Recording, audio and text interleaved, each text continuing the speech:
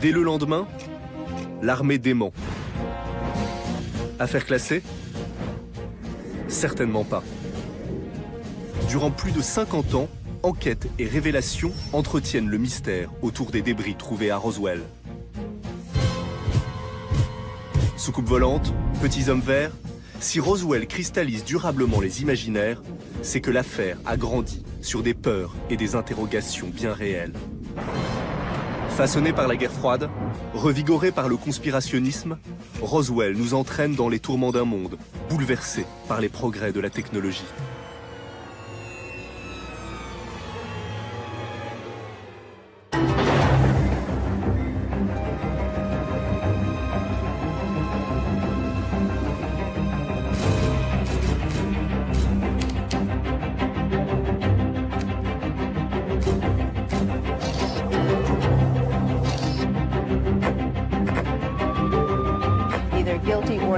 Carrière de gangster. 10 jours après la découverte du corps du Tigre provoqué ce nouveau un véritable séisme en Belgique.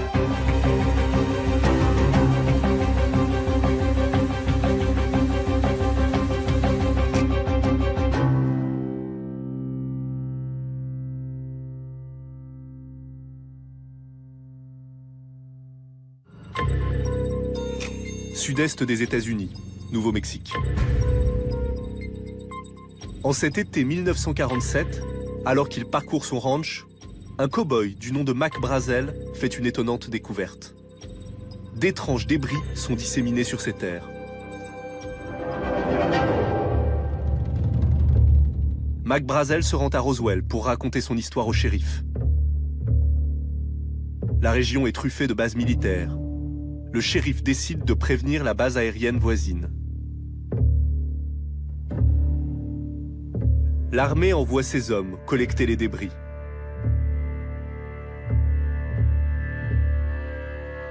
Quelques heures plus tard, la base de Roswell fait un communiqué de presse sidérant.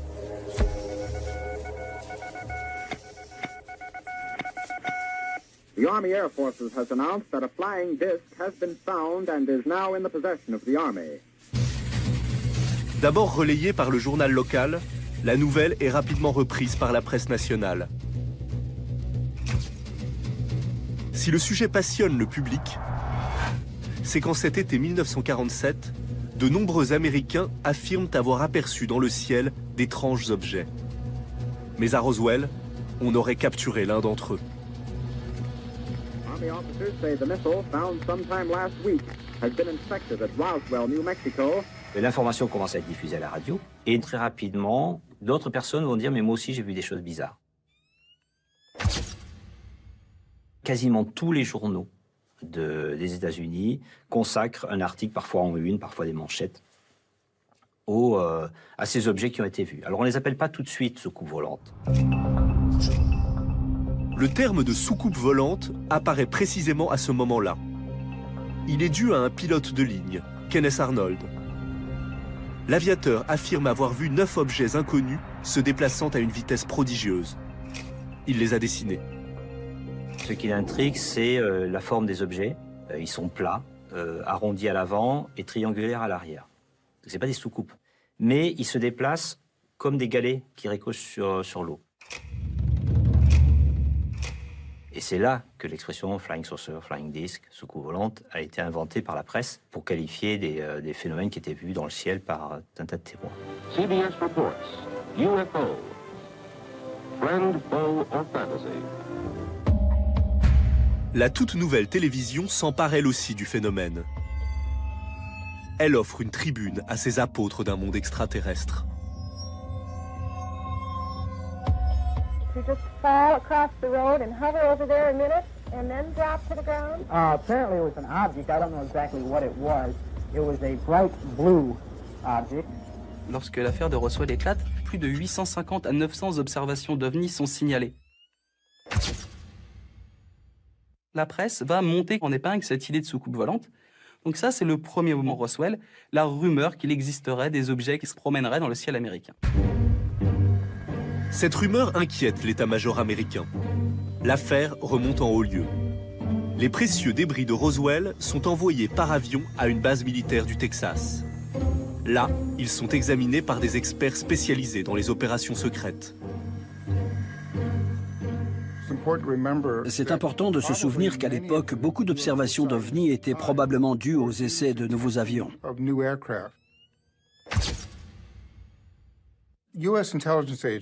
Pour les agences de renseignement américaines, comme la CIA et l'armée de l'air, la question n'était pas de savoir si les ovnis étaient vraiment des vaisseaux extraterrestres, mais plutôt, représentent-ils une menace pour la sécurité des États-Unis? Ce qui est une question complètement différente. Coup de théâtre. Après l'examen des débris, l'armée convoque la presse pour un démenti. Il s'agirait d'une lamentable méprise. Ces débris seraient les restes d'un ballon météo. L'affaire se dégonfle. Mais 30 ans plus tard, Roswell va pourtant connaître une seconde jeunesse. Depuis ce fameux été 1947, l'intérêt des Américains pour les soucoupes volantes n'a cessé de grandir. Des associations de scientifiques et d'enquêteurs privés ont vu le jour. On les appelle les ufologues. The believer is someone who accepts the idea that there are real UFOs and directs his attention to the question, why are they here? What are they doing? What do they want from us? What are their motivations? Au fil de leur publication, ils mènent l'enquête. Que sont donc ces fameuses soucoupes? Et surtout, sont-elles d'origine extraterrestre? 1980. Un livre exhume l'affaire Roswell. Il dévoile l'enquête réalisée par deux ufologues, William Moore et Stanton Friedman. Cette histoire était totalement inconnue, les gens l'avaient oubliée, et elle va émerger à ce moment-là. William Moore et Stanton Friedman vont enquêter, donc vont trouver d'autres témoins directs ou indirects, souvent des enfants de militaires de l'époque qui disent « oui, mon père m'a raconté que ceci, cela ». Et ils vont conclure que, oui, il y a un nombre assez important de personnes qui, à cette époque-là, a été lié à la récupération d'un vaisseau qui se serait écrasé un peu plus loin. We've done hundreds, maybe perhaps thousands of hours of research in the National Archives, presidential libraries, the Archives of Canada, and on and on. Le scoop de leur enquête, c'est la rencontre avec Jesse Marcel. C'est l'un des militaires envoyés par l'armée pour récupérer les débris. Et ce qu'il leur a raconté est à peine croyable. You found a piece of metal. Felt like you had nothing in your hands. It wasn't any thicker than the foil out of a pack of cigarettes. You couldn't even bend it. You couldn't bend it. Even with a sledgehammer would bounce off it. It was not anything from this earth that I'm quite sure of. Ce témoignage de première main replace Roswell au cœur du débat sur l'existence des extraterrestres. Mais l'enquête des ufologues ne s'arrête pas là. We had a lot of stories that we tracked down to some extent about bodies being found, involving a civil engineer working for the state there, and about people in the area seeing the bodies and then being told to shut up. À Roswell, l'armée n'aurait pas seulement récupéré les restes d'un vaisseau extraterrestre, mais également ses occupants. De véritables extraterrestres qu'ils auraient examinés et conservés dans le plus grand secret. Le livre est un véritable best-seller. Il fait de Roswell la pierre angulaire de la mythologie ufologique. Une partie de l'opinion américaine est maintenant persuadée que les extraterrestres nous visitent, et que l'armée le sait pertinemment.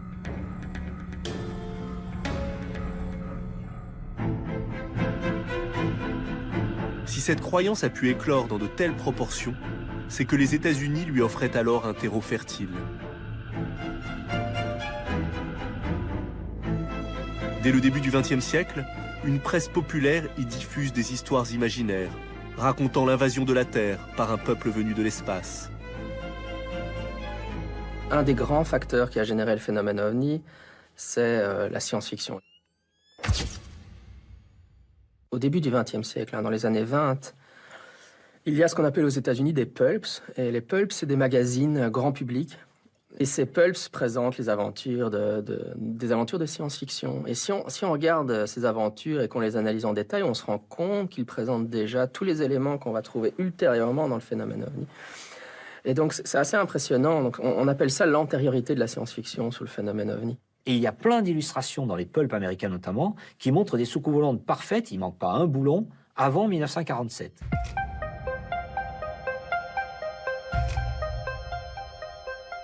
Dans cette science-fiction qui précède juste de quelques années, on trouve ces objets, ces machines volantes. Alors ça montre qu'on est dans un contexte scientifique et technique complet, on n'est pas dans la magie, dans la sorcellerie, on est vraiment dans la science et la technique, on est dans les rêves technologiques de l'époque. Et ce qui est curieux, c'est ce fait que ça ressorte sous forme de faits divers en 1947. 10 ans à peine avant l'affaire Roswell, la rumeur d'une invasion extraterrestre avait semé le trouble aux États-Unis. En 1938, le soir d'Halloween, CBS avait diffusé une adaptation du célèbre roman de science-fiction, La Guerre des mondes.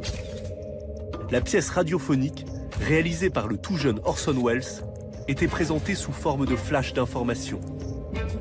Elle racontait une attaque extraterrestre sur le New Jersey.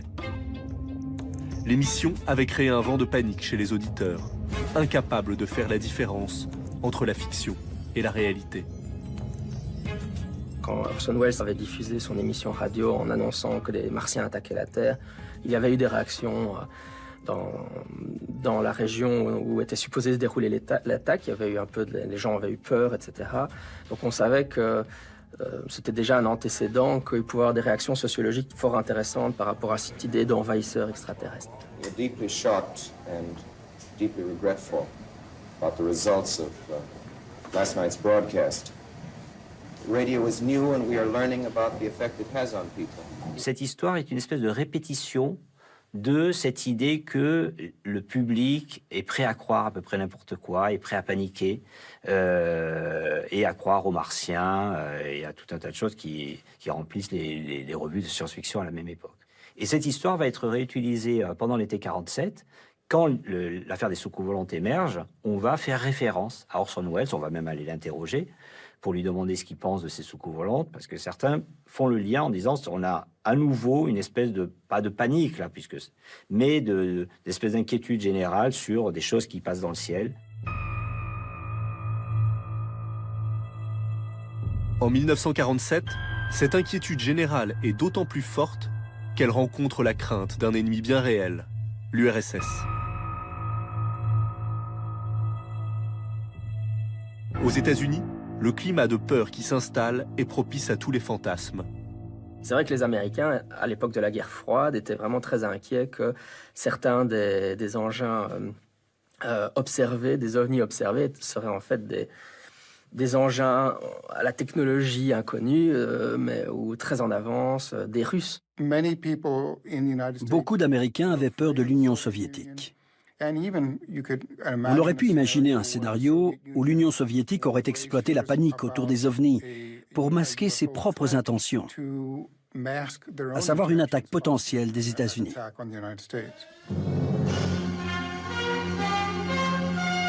Out of its hangar at Burbank, California, comes a genuine flying saucer. The plane certainly presents quite a new silhouette.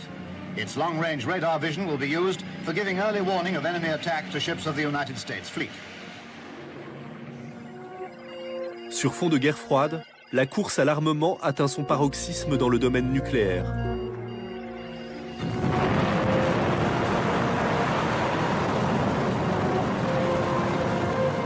Avec le perfectionnement des bombes atomiques, le spectre de la fin du monde plane sur les États-Unis. Peur de la puissance soviétique et d'une attaque extraterrestre se mêle dans les esprits. Il y avait une grande peur du communisme, ce qui a fortement contribué à une peur de l'inconnu et des objets volants non identifiés.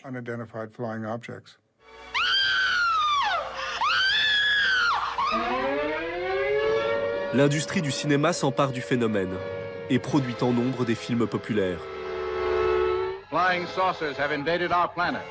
Washington, London, Paris, Moscow are key targets. The whole world is under attack. Dans ces histoires qui déclinent différentes versions de fin du monde, les soucoupes volantes deviennent la métaphore parfaite du péril rouge. Les années 50, c'est le cinéma de science-fiction, les grands films de série B, justement, qui sont remplis de soucoupes volantes, qui, pour beaucoup de gens, c'est un cinéma populaire qu'on ne peut pas prendre au sérieux. Si au cinéma, on s'amuse des soucoupes volantes, pour l'armée de l'air, l'alerte est à son maximum. Dans le contexte de la fin des années 1940, scruter le ciel est devenu une priorité. Les militaires, ça fait un peu partie de leur travail de prendre le phénomène OVNI au sérieux, pas dans le fait qu'ils s'imaginent qu'il y a des extraterrestres, mais parce qu'il se pourrait que certaines des observations soient en fait des engins militaires d'une autre nation. Que les journalistes vont trouver les militaires en leur disant c'est quoi ces trucs qui volent dans le ciel, est-ce que c'est à vous ou à qui c'est.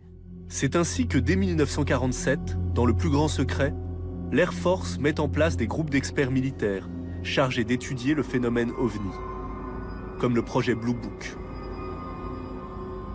Donc en fait, les premiers à poser sérieusement l'hypothèse d'incursion extraterrestre dans notre ciel, ce sont des experts de l'armée américaine en 1948. Quand le projet Blue Book a été créé, et même une fois mis en place, il n'était pas connu du public. Ce n'était pas sa fonction. Je pense qu'il voulait surtout atténuer la peur des gens à propos des ovnis. On répondait seulement aux questions sans pour autant divulguer l'existence d'un tel projet. On répondait qu'on enquêtait très sérieusement sur les ovnis. Mais il faudra encore un ingrédient crucial pour fabriquer l'affaire Roswell. Plusieurs décennies après les événements, le silence de l'armée sur ces mystérieux ovnis va rencontrer un courant naissant aux États-Unis, le conspirationnisme. Largement alimenté par les rumeurs autour de l'assassinat de Kennedy et l'identité de son meurtrier.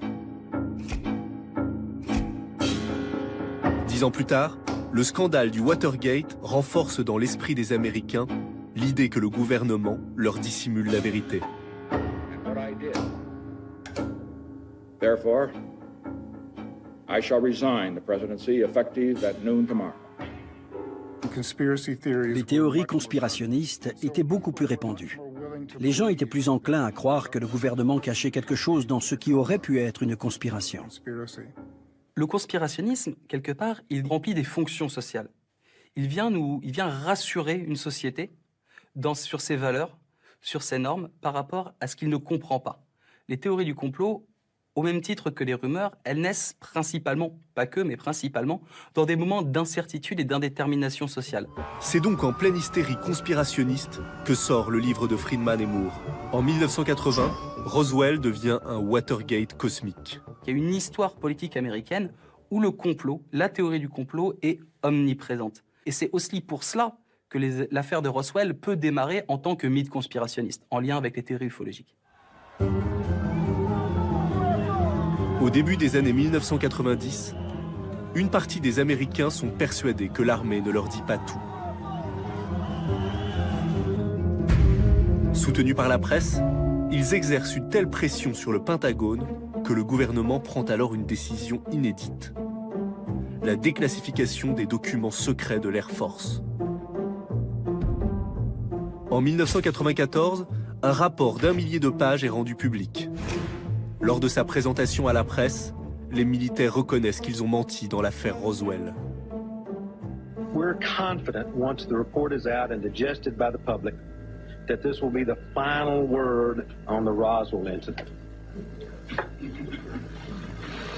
The conclusion of the first report left no doubt that what was recovered near Roswell, New Mexico in July 1947 was debris from a formerly top-secret Army Air Forces research project codename Mogul. Ce n'était donc pas un simple ballon météo, mais un instrument ultra sophistiqué mis au point au début de la guerre froide pour espionner les soviétiques. Un ballon destiné à détecter les ondes de choc des explosions nucléaires. Quant au corps, soi-disant récupéré par l'armée, c'est sans doute une méprise des témoins. Ils ont dû prendre pour des extraterrestres les mannequins largués des avions lors d'essais de crash test. But over that period of time, dummies were dropped all around there. And I think it's logical to assume that the people there saw Air Force ambulances come out, they saw gurneys come out, they saw body bags come out because the dummies were put into body bags to protect them. Ces révélations arrivent trop tard. Certains ufologues y voient une nouvelle manœuvre pour préserver le secret au sujet des ovnis.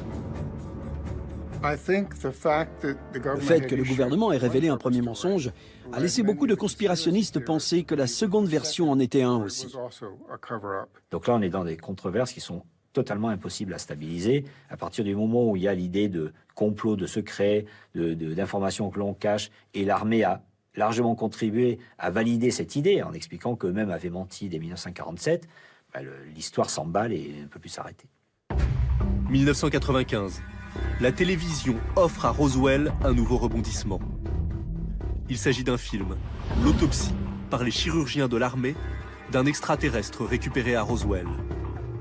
L'origine de ce document est entourée de mystères. Il fait l'effet d'une bombe. Ce film avait vraiment très peu de chances d'être authentique. En 1947, on filmait en couleur, on filmait pas en noir et blanc, et que quand chaque fois que le caméraman s'approche d'un détail intéressant à filmer, il est flou, l'image est floue, donc c'est quand même une catastrophe. Ce type-là aurait dû être viré tout de suite. Donc imaginez que le film le plus important de l'histoire de l'humanité, quelque part, a été filmé par un amateur complet et quand même assez catastrophique. La supercherie a beau être évidente, en plein essor d'Internet, le film va susciter d'innombrables débats. La multiplication des débats, notamment autour de l'affaire de Roswell, date du milieu des années 90, c'est-à-dire au moment où Internet apparaît. Et ce qui est très intéressant, c'est que quand on fait l'historique de ces débats, on se rend compte que les ufologues ont été, et notamment les amateurs de complots, de grands complots, ont été parmi les premiers à utiliser les toutes premières formes d'Internet. C'est-à-dire qu'ils ont tout de suite compris l'intérêt qu'ils pouvaient retirer de l'usage de ces réseaux informatiques.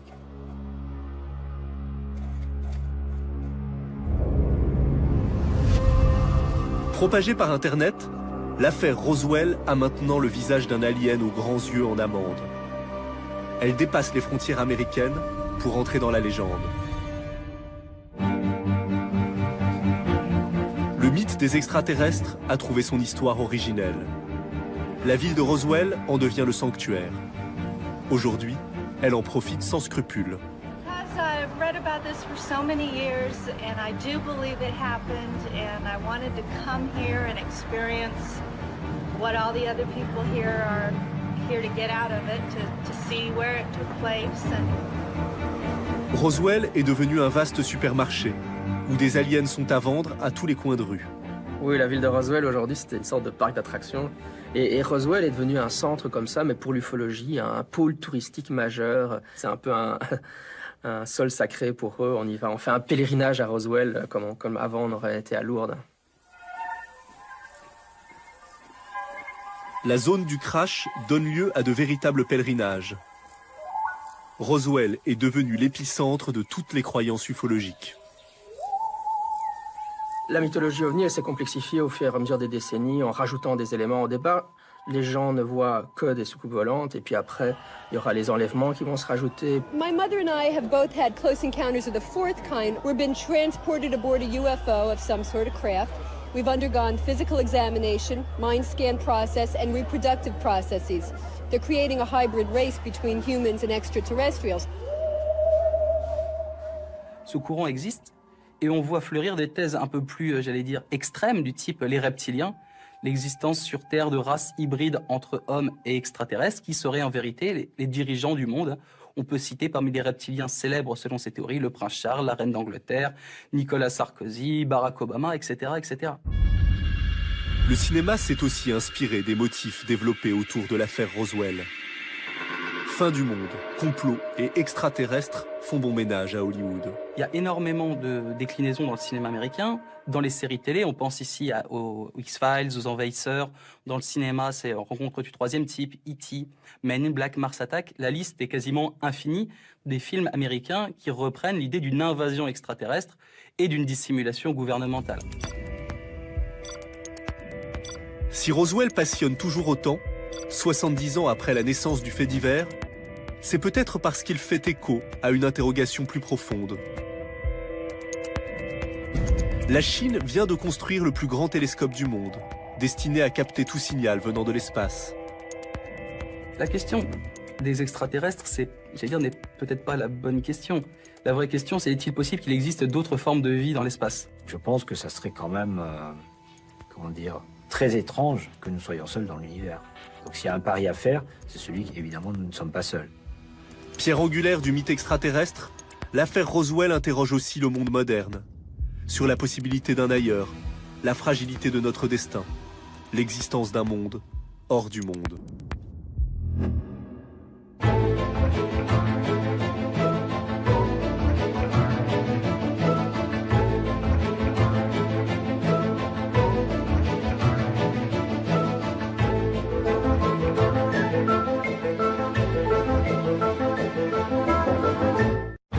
Nouveau-Mexique, 1947.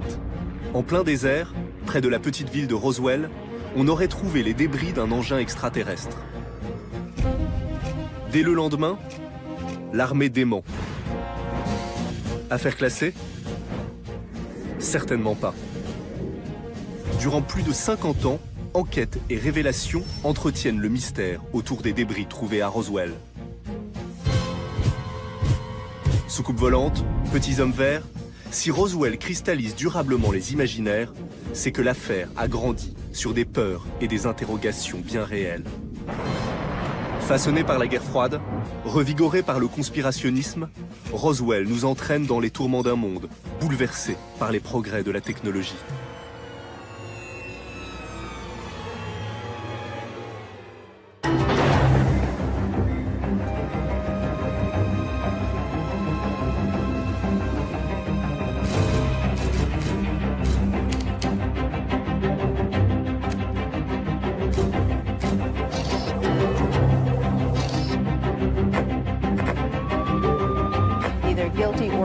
Carrière de gangster. 10 jours après la découverte du corps du Tigre provoqué ce nouveau un véritable séisme en Belgique.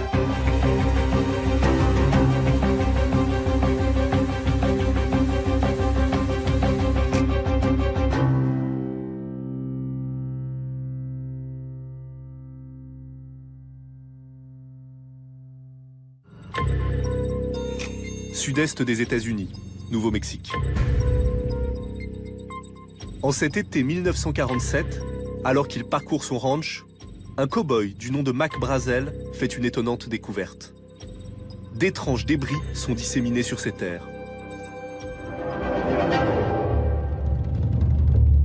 Mac Brazel se rend à Roswell pour raconter son histoire au shérif. La région est truffée de bases militaires. Le shérif décide de prévenir la base aérienne voisine.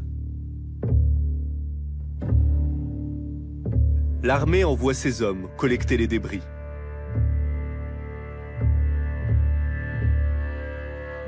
Quelques heures plus tard, la base de Roswell fait un communiqué de presse sidérant.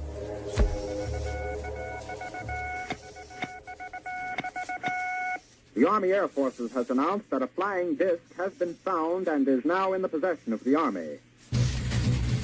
D'abord relayée par le journal local, la nouvelle est rapidement reprise par la presse nationale.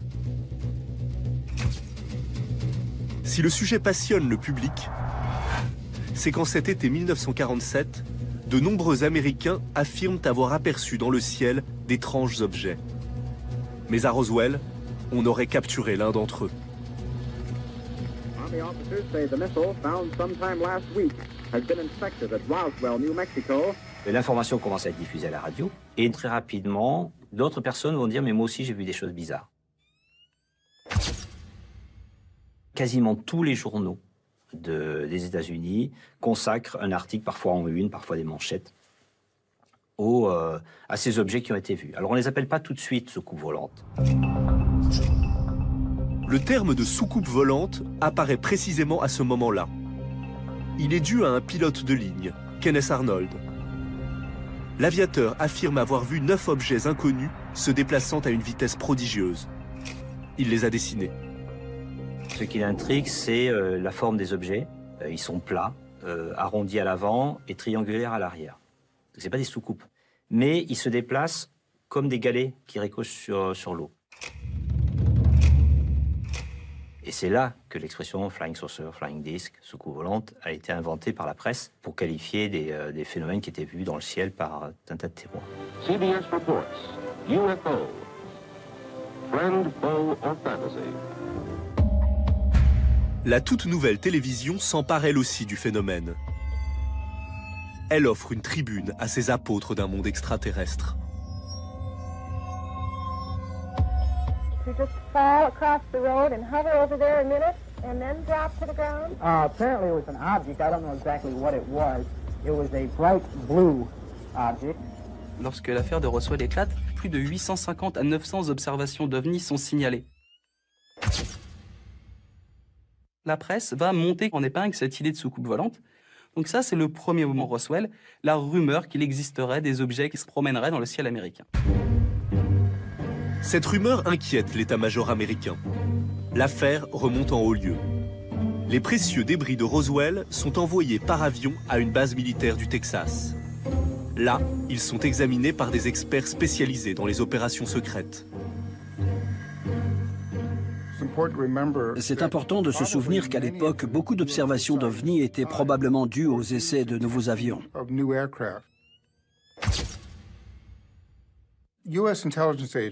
Pour les agences de renseignement américaines, comme la CIA et l'armée de l'air, la question n'était pas de savoir si les OVNI étaient vraiment des vaisseaux extraterrestres, mais plutôt, représentent-ils une menace pour la sécurité des États-Unis? Ce qui est une question complètement différente. Coup de théâtre. Après l'examen des débris, l'armée convoque la presse pour un démenti. Il s'agirait d'une lamentable méprise. Ces débris seraient les restes d'un ballon météo. L'affaire se dégonfle. Mais 30 ans plus tard, Roswell va pourtant connaître une seconde jeunesse. Depuis ce fameux été 1947, l'intérêt des Américains pour les soucoupes volantes n'a cessé de grandir. Des associations de scientifiques et d'enquêteurs privés ont vu le jour. On les appelle les ufologues. The believer is someone who accepts the idea that there are real UFOs and directs his attention to the question, why are they here? What are they doing? What do they want from us? What are their motivations? Au fil de leur publication, ils mènent l'enquête. Que sont donc ces fameuses soucoupes? Et surtout, sont-elles d'origine extraterrestre? 1980. Un livre exhume l'affaire Roswell. Il dévoile l'enquête réalisée par deux ufologues, William Moore et Stanton Friedman. Cette histoire était totalement inconnue, les gens l'avaient oubliée, et elle va émerger à ce moment-là. William Moore et Stanton Friedman vont enquêter, donc vont trouver d'autres témoins directs ou indirects, souvent des enfants de militaires de l'époque qui disent « oui, mon père m'a raconté que ceci, cela ». Et ils vont conclure que, oui, il y a un... Dès le lendemain, l'armée dément. Affaire classée? Certainement pas. Durant plus de 50 ans, enquête et révélations entretiennent le mystère autour des débris trouvés à Roswell. Soucoupe volante, petits hommes verts, si Roswell cristallise durablement les imaginaires, c'est que l'affaire a grandi sur des peurs et des interrogations bien réelles. Façonné par la guerre froide, revigoré par le conspirationnisme, Roswell nous entraîne dans les tourments d'un monde bouleversé par les progrès de la technologie.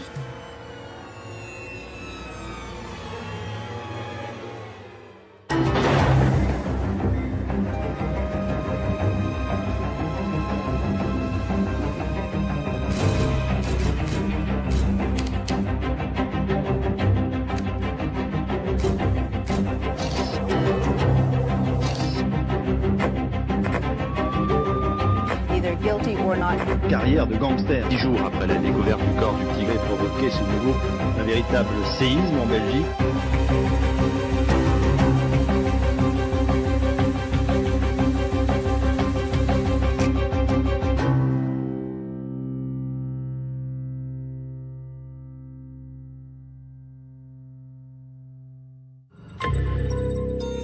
Sud-est des États-Unis, Nouveau-Mexique.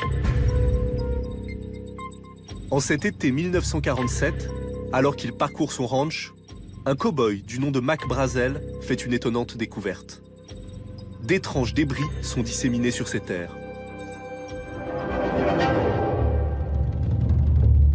Mac Brazel se rend à Roswell pour raconter son histoire au shérif. La région est truffée de bases militaires.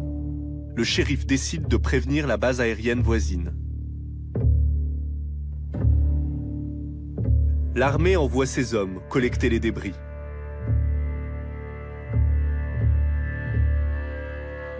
Quelques heures plus tard, la base de Roswell fait un communiqué de presse sidérant.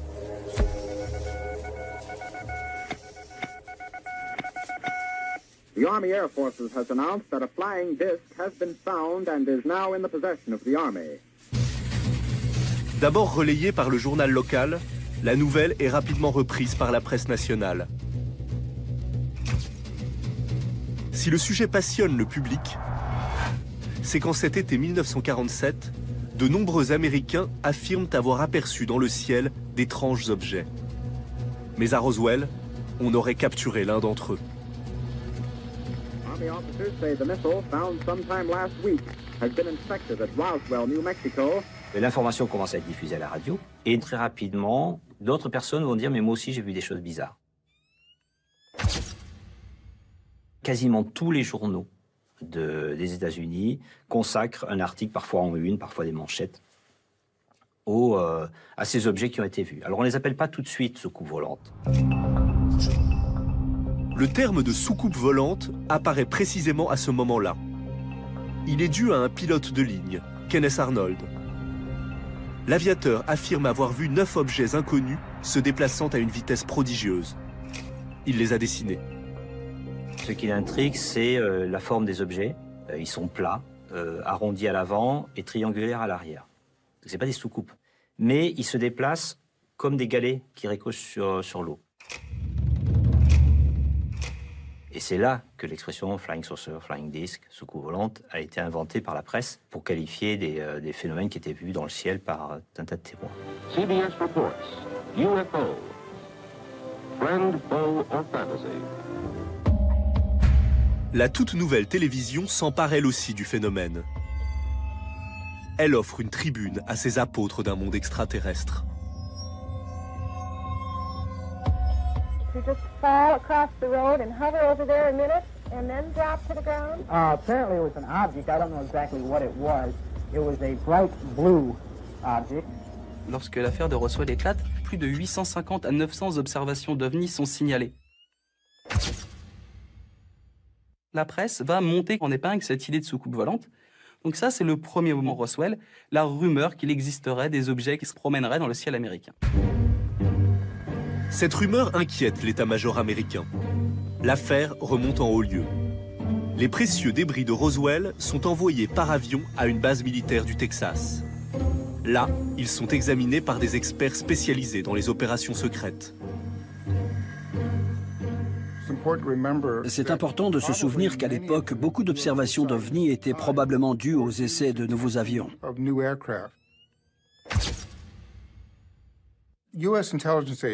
Pour les agences de renseignement américaines, comme la CIA et l'armée de l'air, la question n'était pas de savoir si les ovnis étaient vraiment des vaisseaux extraterrestres, mais plutôt, représentent-ils une menace pour la sécurité des États-Unis? Ce qui est une question complètement différente. Coup de théâtre. Après l'examen des débris, l'armée convoque la presse pour un démenti. Il s'agirait d'une lamentable méprise. Ces débris seraient les restes d'un ballon météo. L'affaire se dégonfle. Mais 30 ans plus tard, Roswell va pourtant connaître une seconde jeunesse. Depuis ce fameux été 1947, l'intérêt des Américains pour les soucoupes volantes n'a cessé de grandir. Des associations de scientifiques et d'enquêteurs privés ont vu le jour. On les appelle les ufologues. The believer is someone who accepts the idea that there are real UFOs and directs his attention to the question, why are they here? What are they doing? What do they want from us? What are their motivations? Au fil de leur publication, ils mènent l'enquête. Que sont donc ces fameuses soucoupes? Et surtout, sont-elles d'origine extraterrestre? 1980. Un livre exhume l'affaire Roswell. Il dévoile l'enquête réalisée par 2 ufologues, William Moore et Stanton Friedman. Cette histoire était totalement inconnue, les gens l'avaient oubliée, et elle va émerger à ce moment-là. William Moore et Stanton Friedman vont enquêter, donc vont trouver d'autres témoins directs ou indirects, souvent des enfants de militaires de l'époque qui disent « oui, mon père m'a raconté que ceci, cela ». Et ils vont conclure que oui, il y a un nombre assez important de personnes qui, à cette époque-là, a été lié à la récupération d'un vaisseau qui se serait écrasé un peu plus loin.